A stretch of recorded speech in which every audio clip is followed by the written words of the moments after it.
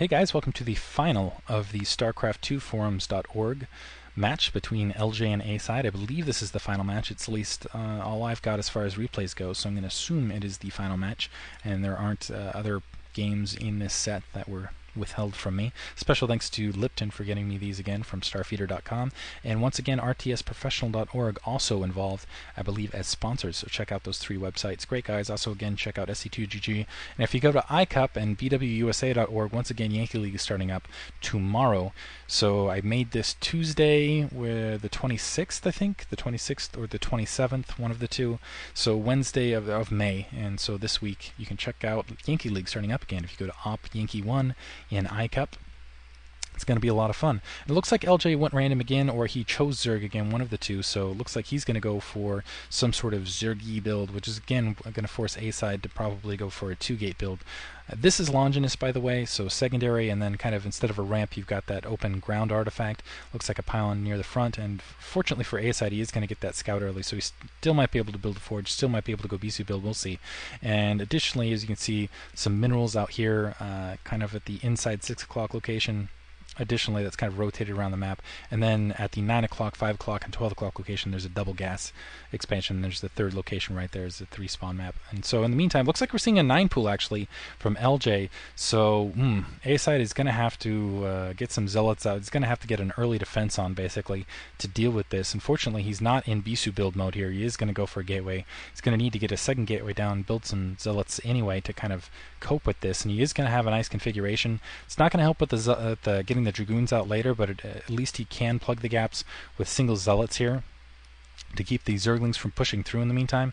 Overlord being sent, it looks like it's going to be, this is the problem with 3-player maps, or I shouldn't say the problem, the advantage of 3-player maps, is you can send that Overlord scout to the third spawn, and when you don't see anything there, you know where your opponent is. So these Zerglings are going to be able to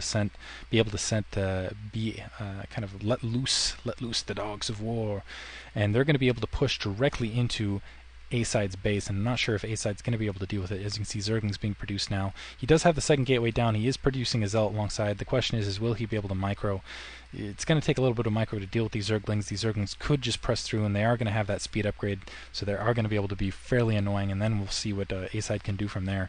And yeah, now those Zerglings being produced, and even if they, wow, it doesn't look like that. Now they're going to be sent down, maybe? Yeah, now they're going to be sent down, and a single Zergling going to be left behind to deal with that annoying probe scout. If that probe scout can be taken down, though, in the meantime, what's going to be what the advantage, and now you can see those zealots being left home, is basically A-Side's going to be in the dark. He's going to have no idea what he's going up against. That's going to open up a lot of opportunities otherwise. And now I'm surprised this Overlord scout pushed in. These Zerglings still going to that upper right expansion. Now they're being redirected, and I'm very surprised by that. So it looks like A-Side's going to be in a very comfortable position. He has 3 zealots at his front door. He is going to be able to deal with these Zerglings that are pushing down as long as he micros them very carefully. Doesn't end up getting, and you can see you just have to go through the gap as long as he didn't end up getting them separated. More Zerglings being produced here alongside. So wow, LJ really dedicated with these Zerglings, but 5 zealots there to greet them, and Zerglings trying to push through. Now they're going to pull back. Looks like he's going to wait for that speed upgrade, and we'll see if he can sneak through with that speed upgrade. Now he has that speed upgrade. Now we'll see if he tries to slip through and do a little bit of drone harass. He's going to try to draw those zealots off and then try to sneak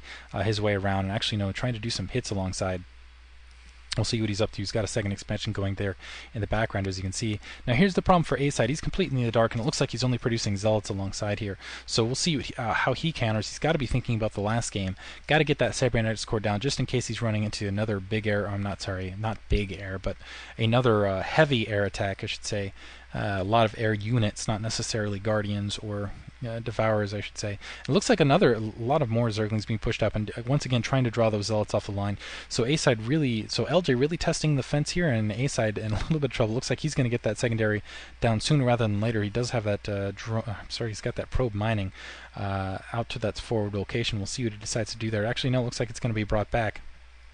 Continuing to produce zealots, so just going with the 2-gate zealots, and now starting to push out to try to open things up a little bit, and he is going to be successful in doing so, but he has to be careful once again, because otherwise those Zerglings could pull an end around, and now Zerglings being put back, and layer once again going down. This layer is in a pretty, and still no cybernetics core, no secondary, so once again LJ in a pretty good position. He is going to be able to get those Mulisks out again as long as he survives this initial attack of the Zealots, which I think he's going to be able to, honestly, with these speed upgraded Zerglings.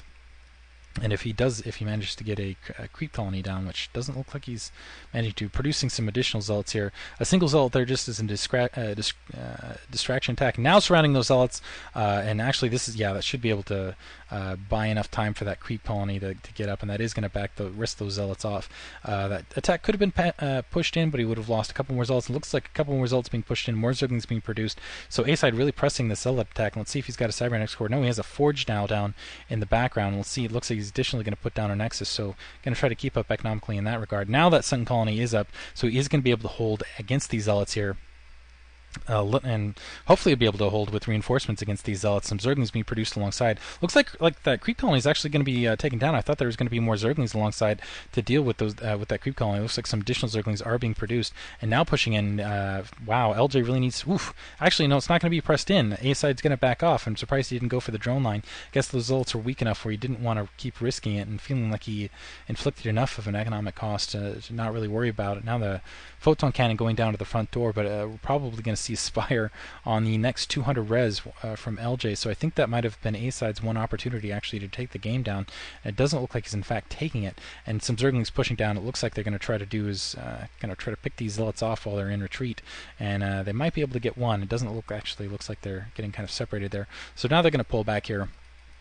So secondary going to be up here in a momentarily, but unfortunately the only thing once again he has as far as anti-Mulisk is, and there's the, no, actually it's going to be a Hydralisk Den. Surprisingly, Hydralisk Den, but only cans to really deal with it, and only a couple zealots here alongside, and that secondary is up, and that Sun Colony going down, and we'll see if this zealot attack, that's a lot of zealots, maybe this zealot attack could in fact pierce, because this isn't a lot of zerglings, and that's only a single Sun Colony to deal with a lot of zealots. A-side could in fact take it with this push if he micros it just right, and producing additional zealots. It looks like they're getting kind of distracted because that those two zealot blockades. And now starting to push up, reinforcements pushing up. It looks like he is going to commit with this attack. He didn't fan those zealots out before pushing him in, just kind of run them in a line. Honestly, I do that too, because I'm also not super skilled like a lot of the guys, like RTS professional guys. But anyway, now pushing in, it looks like he is going to be able to get that Sunken Colony down, is going to be able to clean up that Zergling attack. So Sunken Colony down, looks like that secondary is, that secondary completely in the breach. More zealots going to be able to push up, and yeah, my guess is the secondary is going to be collapsed. We'll see if these Zerglings are able to take care of it, but honestly, this is a lot of zealots here, and so it's going to take some really precise, and honestly, no, I don't think it's going to be enough. 4 more zealots pushing up. That secondary is going to go down. I think these lings are going to be just going to be cleaned up. And yeah, and honestly, I don't think that there's anything LJ can do at this point to really stop the onslaught of dragoons. I'm sorry, the onslaught of zealots that are pushing into his base now. These zealots just a more heftier unit than zerglings. So looks like a couple zealots being cut off right there. But as long as they stay in a nice kind of fanned out group there, they will be able to take care of these zerglings. And as long as he keeps reinforcing here, as you can see, he's reinforcing. Looks like they're getting caught up on that larva there, but as long as he keeps reinforcing, as you can see, he can just take care of those zerglings. And now getting into the probe line, I'm sorry, the drone line, and those drones getting massacred. Bad sight. You don't want to see those side blades up in your face if you're a drone.